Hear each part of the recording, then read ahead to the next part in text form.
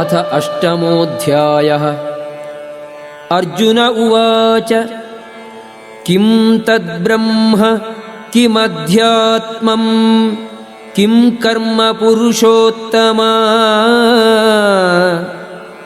अधिभूतं च किं प्रोक्तम् अधिदैवं किमुच्यते?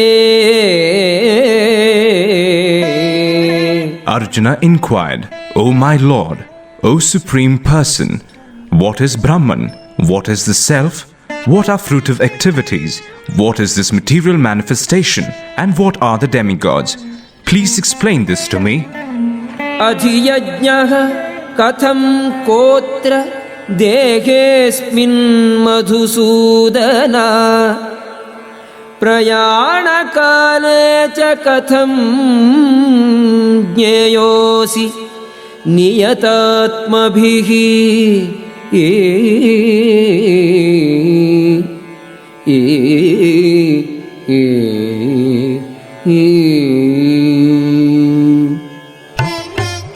Who is the Lord of Sacrifice? And how does he live in the body, O Madhusudana? And how can those engaged in devotional service know you at the time of death? Shri Bhagavanuvacha Akshadam Brahma Paramam Svabhavodhyatmam Ujyate Bhuta Bhavodbhavakaro Visargaha Karma Samjitaha. The Supreme Personality of Godhead said, the indestructible transcendental living entity is called Brahman, and his eternal nature is called Adhyatma, the Self. Action pertaining to the development of the material bodies of the living entities is called karma, or fruitive activities. Adhibhutam Sharo Bhavaga Purushashchadhidaivatam Adhiyajñogam evatra Deha Bhritam Vara. O best of the embodied beings, the physical nature, which is constantly changing, is called Adhibhuta, the material manifestation. The universal form of the Lord, which includes all the demigods like those of the sun and the moon, is called Adhidaiva. And I, the Supreme Lord, represented as the Supersoul in the heart of every embodied being, am called Adhiyajna, the Lord of Sacrifice. Antakale cha mameva Smaran mukta kalevaram Yah prayati sa madbhavam Yati nastyatra samshayaha. And whoever at the end of his life quits his body, remembering me alone, at once attains my nature. Of this there is no doubt. Yam yam vapi smaral bhavam Tyajatyante kalevaram Tam tamevaiti kaunteya Sada tadbhava avitaga. Whatever state of being one remembers when he quits his body, O son of Kunti, that state he will attain without fail. Tasmat sarveshu kaleshu mamanusmara yudhyaja mayarpita mano buddhihi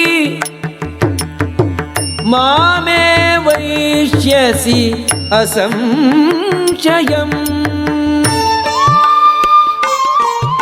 Therefore, Arjuna, you should always think of me in the form of Krishna. and at the same time carry out your prescribed duty of fighting.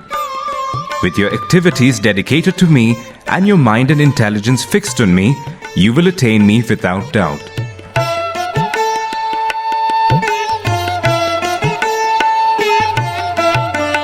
Abhyasayogayuktena Chetasananyagamina Paramam Purusham Divyam Yati Parthanuchintayan. He who meditates on me as a supreme personality of Godhead, his mind constantly engaged in remembering me, undeviated from the path, he, O Partha, is sure to reach me. Kavim Puranam Anushasitaram Anoraniyam Sam Anusmaredyaha Sarvasya Dhataram Achintya Rupam Aditya Varnam Tamasa Parastat. One should meditate upon the Supreme Person as the one who knows everything, as he who is the oldest, who is the controller, who is smaller than the smallest, who is the maintainer of everything, who is beyond all material conception, who is inconceivable, and who is always a person. He is luminous like the sun, and he is transcendental, beyond this material nature. Prayanakale manasachalena bhaktya yukto yoga balena chaiva bhruvor madhye pranamaveshya samyak satam param purushamupaiti divyam. One who, at the time of death, fixes his life air between the eyebrows and by the strength of yoga, with an undeviating mind, engages himself in remembering the Supreme Lord in full devotion, will certainly attain to the Supreme Personality of Godhead. Yadaksharam Vedavido vadanti Vishanti Yadyatayo Vitaragaha Yadichanto Brahmacharyam Charanti Tatte Padam Sangrahena Pravakshe. Persons who are learned in the Vedas, who utter Omkara, and who are great sages in the renounced order, enter into Brahman. Desiring such perfection, one practices celibacy. I shall now briefly explain to you this process by which one may attain salvation. Sarvadvarani samyamya Mano hridi niruddhya cha Murdhyadhayatmanaha pranam Asthito yoga dharanam. The yogic situation is that of detachment from all sensual engagements, closing all doors of the senses and fixing the mind on the heart and the life air at the top of the head. One establishes himself in yoga. Omityekaksharam Brahma Vyakaran Mam Anusmaran Yaprayati Tyajan Deham Sayati Paramam Gatim. After being situated in this yoga practice and vibrating the sacred syllable Om, the supreme combination of letters, if one thinks of the Supreme Personality of Godhead and quits his body, he will certainly reach the spiritual planets. Ananya Chetah Satatam यो मां स्मरति नित्यशः तस्याहं सुलभः पार्थ नित्ययुक्तस्य योगिनः. For one who always remembers me without deviation, I am easy to obtain, O son of Pritha, because of his constant engagement in devotional service. मामुपेत्य पुनर्जन्म दुःखालयम् अशाश्वतम् नाप्नुवन्ति महात्मानः संसिद्धिं परमां गताः. After attaining me, the great souls who are yogis in devotion never return to this temporary world, which is full of miseries because they have attained the highest perfection. ब्रह्म भुवनाल्लोकाः पुनरावर्तिनोऽर्जुन मामुपेत्य तु कौन्तेय पुनर्जन्म न विद्यते. From the highest planet in the material world down to the lowest, all are places of misery wherein repeated birth and death take place. But one who attains to my abode, O son of Kunti, never takes birth again. सहस्रयुगपर्यन्तम् अहर्यद् ब्रह्मणो विदुः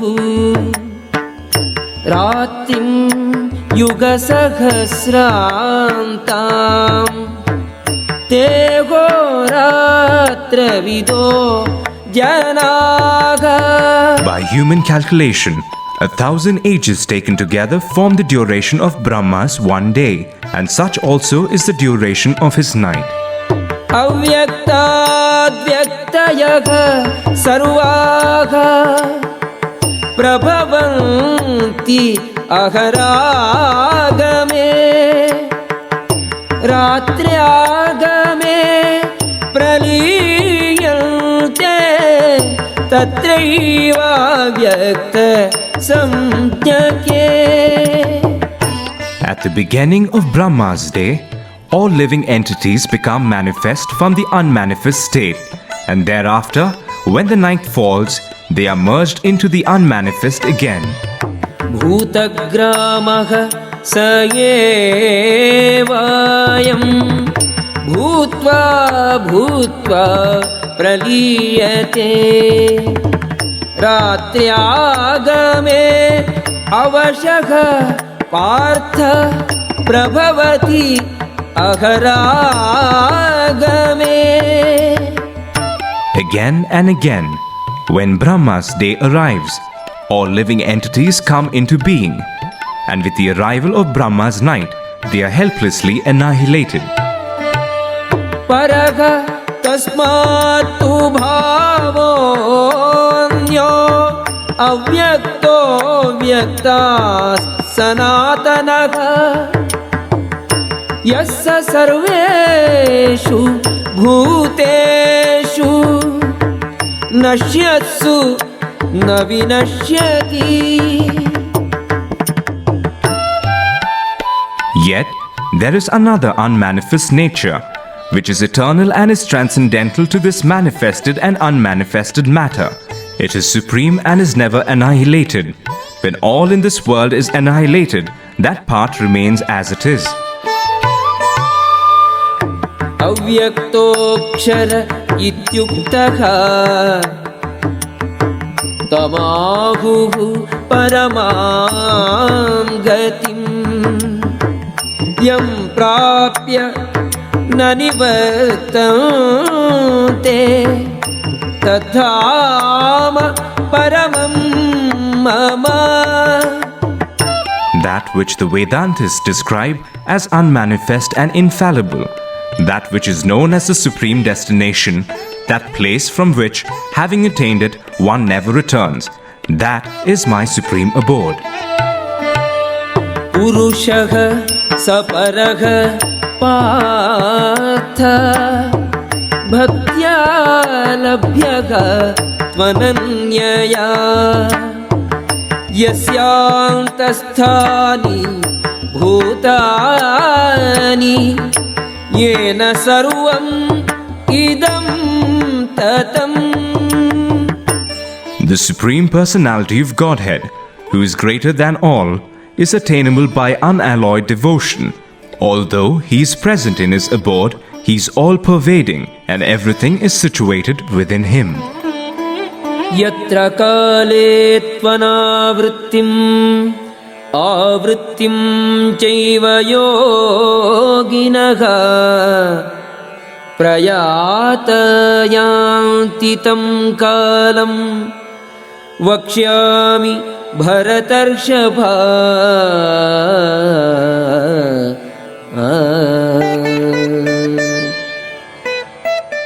O best of the Bharatas, I shall now explain to you the different times at which, passing away from this world, the yogi does or does not come back. अग्निः ज्योतिः अहः शुक्लः षण्मासा उत्तरायणम् तत्र प्रयाता गच्छन्ति ब्रह्मविदो जनाः. Those who know the Supreme Brahman attain that Supreme by passing away from the world during the influence of the fiery God, in the light, at an auspicious moment of the day, during the fortnight of the waxing moon, or during the 6 months when the sun travels in the north. धूमो रात्रिः तथा कृष्णः षण्मासा दक्षिणायनम् तत्र चान्द्रमसं ज्योतिः योगी प्राप्य निवर्तते. The mystic who passes away from this world during the smoke, the night, the fortnight of the waning moon, or the 6 months when the sun passes to the south, reaches the moon planet but again comes back. शुक्ल कृष्णे गति ख्येते जगतः शाश्वते मते एकया याति अनावृत्तिम् अन्यया वर्तते पुनः. According to Vedic opinion, there are 2 ways of passing from this world, one in light and one in darkness. When one passes in light, he does not come back, but when one passes in darkness, he returns. नैते श्रुति पार्थ जानन् योगी मुह्यति कश्चन तस्मात् सर्वेषु कालेषु योगयुक्तो भवार्जुन. Although the devotees know these 2 paths, O Arjuna, they are never bewildered. Therefore, be always fixed in devotion. वेदेषु यज्ञेषु तपस्सु चैव दानेषु यत् पुण्यफलं प्रदिष्टम् अत्येति तत्सर्वम् इदं विदित्वा योगी परं स्थानम् उपैति चाद्यम्. A person who accepts the path of devotional service is not bereft of the results derived from studying the Vedas, performing austere sacrifices, giving charity, or pursuing philosophical and fruitive activities. Simply by performing devotional service, he attains all these, and at the end he reaches the supreme eternal abode. ॐ तत्सदिति श्रीमद्भगवद्गीतासु उपनिषत्सु ब्रह्मविद्यायां योगशास्त्रे श्रीकृष्णार्जुनसंवादे अक्षरब्रह्मयोगो नाम अष्टमोऽध्यायः।